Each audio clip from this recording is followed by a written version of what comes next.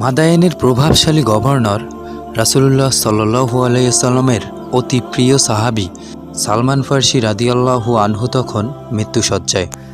হঠাৎ তিনি শিশুদের মতো ডুকরে কেঁদে উঠলেন। উপস্থিত সাহাবীগণ সবাই অবাক হয়ে জিজ্ঞেস করলেন, হে আল্লাহর রাসূলের সাথী, আপনি কাঁদছেন কেন? আপনি তো রাসূল সাল্লাল্লাহু আলাইহি সাল্লামের এত প্রিয় ছিলেন যে তিনি আপনাকে নিজের পরিবারের সদস্য বলে ঘোষণা করেছিলেন। অশ্রুসিক্ত নয়নে সালমান ফার্সি রাদিয়াল্লাহু আনহু যে উত্তর দিয়েছিলেন তা আজ আমাদের বিলাসিতায় মগ্ন হৃদয়ে কাঁপন ধরিয়ে দেওয়ার মতো। তিনি বললেন, আল্লাহর কসম, আমি মৃত্যুর ভয়ে কাঁদছি না, আমি কাঁদছি রাসূলুল্লাহ সাল্লাল্লাহু আলাইহি ওয়াসাল্লামের দেয়া সেই অঙ্গীকারের কথা ভেবে। তিনি আমাদের থেকে প্রতিশ্রুতি নিয়েছিলেন, তোমাদের দুনিয়ার সম্পদ যেন একজন মুসাফিরের যৎসামান্য পথের চেয়েও বেশি না হয়। আজ আমার ভয় হচ্ছে আমার ঘরের এই আসবাবপত্রগুলো কি সেই সীমা অতিক্রম করে গেল কিনা। কিয়ামতের দিন আমি আল্লাহকে কি জবাব দেব? উপস্থিত সাহাবীগণ তার ঘরের দিকে তাকিয়ে স্তম্ভিত হয়ে গেল।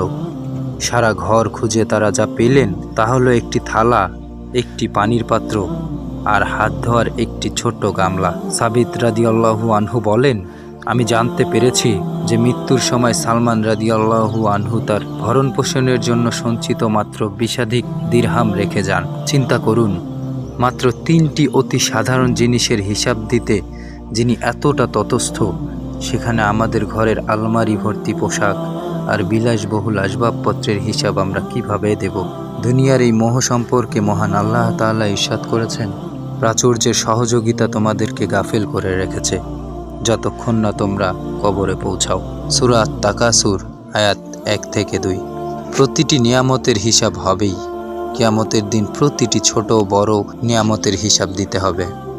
আল্লাহ তাআলা বলেন, অতঃপর অবশ্যই সেদিন তোমাদেরকে প্রদত্ত নিয়ামত সম্পর্কে জিজ্ঞাসাবাদ করা হবে। সূরা আত-তাকাসুর আয়াত 8। রাসূলুল্লাহ সাল্লাল্লাহু আলাইহি ওয়াসাল্লাম দুনিয়ার প্রকৃত স্বরূপ বর্ণনা করে বলেছেন, দুনিয়াতে এমনভাবে থাকো যেন তুমি একজন মুসাফির অথবা পথচারী। সালমান ফার্সি রাদিয়াল্লাহু আনহুয়ের এই ঘটনাটি বর্ণিত হয়েছে।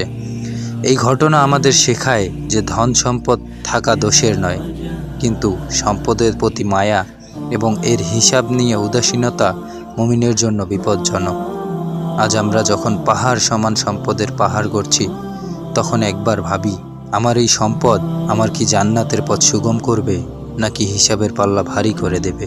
আসুন আমরা প্রতিজ্ঞা করি, দুনিয়ার মোহে পড়ে আখিরাতকে ভুলে যাব না। যতটুকু প্রয়োজন ততটুকুতেই সন্তুষ্ট থাকার চেষ্টা করব, হালাল পথে উপার্জন করব এবং নিয়মিত দান সাদাকার মাধ্যমে সম্পদ পবিত্র রাখব।